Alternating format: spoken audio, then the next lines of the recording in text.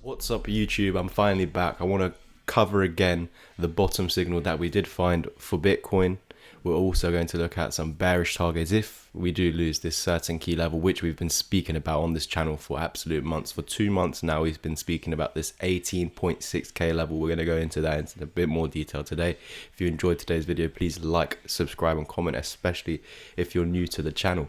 So now let's zoom in on the weekly time frame. This is the signal here. This bearish cross is a lagged indicator, signals that the higher low is about to form.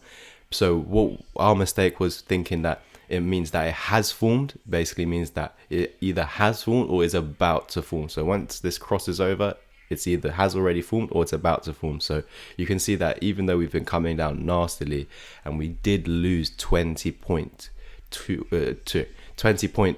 basically. Remember, that was the level we said on the daily time. Well, on the daily time frame, we do not want to see a daily close below the 0618 at 20.2k, and we saw that for 2 days in a row.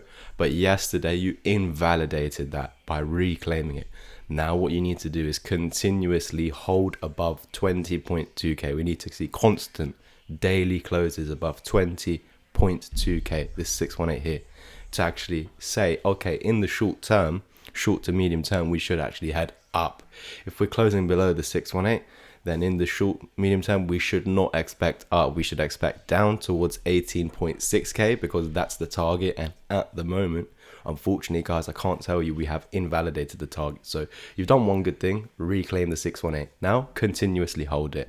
Next step, break above this neckline of this M pattern over here, this large M pattern, which we're still a part of and still have not met the technical target. Our technical target is 18.5k. That is the target out of the M pattern. How do you invalidate 18.5k? First step, get above the 618. Very good. That means in the short term, we're going to go up. We're going to try and go up in the short term. Doesn't mean we're safe. It means in the short term, it's going to give you a chance to go up. And this chance is going to give us, we need to, Bitcoin needs to make do with it and try and actually break back above and close a daily candle above 21.2k. If you can close a daily candle above 21.2k, then you have invalidated this 18.5k target. However, even if we are coming to 21.2k, if you're not closing above that, you could come all the way to it and still get rejected and still eventually meet this target. So right now, yes, it's amazing that we did close back above the 618. That's the first step. That is signaling in the short term we're going to go up. But there's the key resistance up ahead, isn't there? Right here in this area over here. This light blue EMA is the 12 EMA. This purple one is the 20.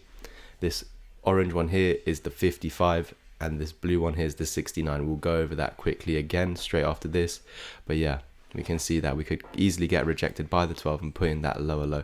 Back down to 18.6k, we need to see that hold. This is the last layer of defense. Why? Because we have the accumulation of bodies here. The reason why I'm taking this as the bottom, not down here, is because when we came down here, we had this massive impulse where we came down and found support right there. And this is where this next wave began, basically. So that is why I'm so focused on this low point over here, where you came down into it on 2 separate occasions, just like that. Can you see?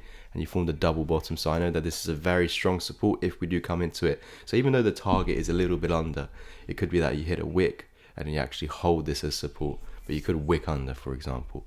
But again, this is why I'm so focused on this support, because there's more candles in this area than down here.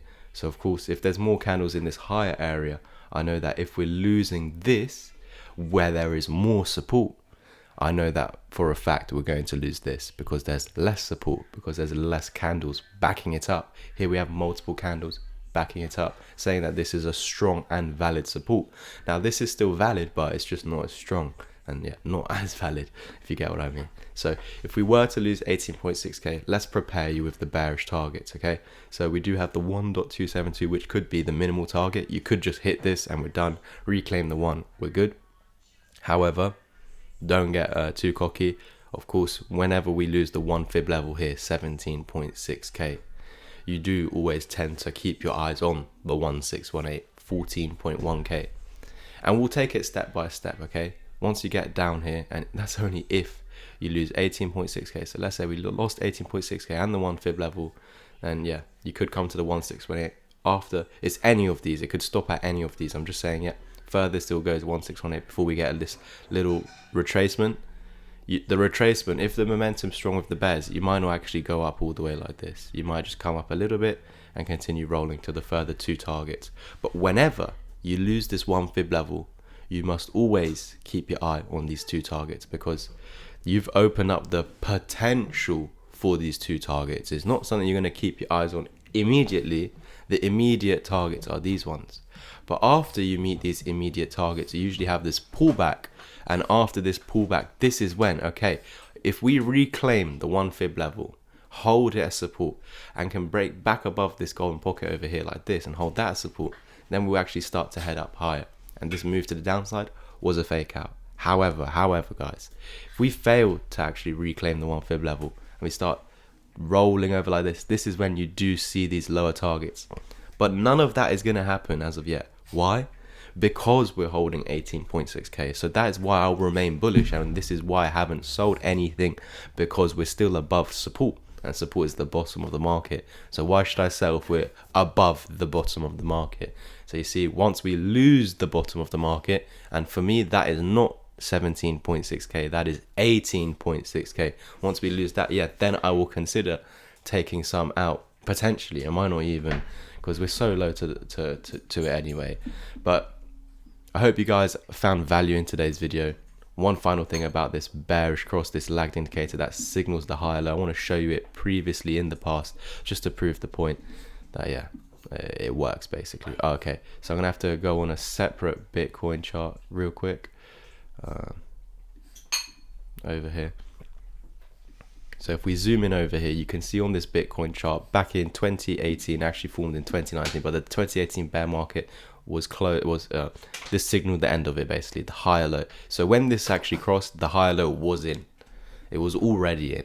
And then we have another example in the 2014-15 market over here, where when this crossed over, you can see the higher low was still forming, and even in the future you did actually wick back down to it and lower, so that could even happen again in the future. So let's keep our eyes on that. But again, you can see once this bearish cross was formed in the 2015 bear market, you can see the higher low was forming, hadn't formed yet. So here, hadn't formed yet. The next example, it had formed, and then here it is currently forming. After the bearish cross has happened, the higher low is forming. So as long as we're remaining above 18.6k, we're good, guys, and there's nothing to worry about. Of course, we're prepared now. We have the targets ready. We know what can happen, and I'll be here along the way, step by step, day by day. Thank you, guys. Please like, subscribe, and comment. I'm not going to be making as many videos daily on each crypto, because I feel like, yeah, I can repeat stuff and it doesn't get yeah, it's not as effective, if you know what I mean, just saying the same things over and over and over and finding not finding the things to say. So I'm going to try and just, yeah, be more accurate in the videos, and then, yeah, make it more effective. So you have to go back and watch that video if you want to know what's going on with Bitcoin in that week. So thank you, guys.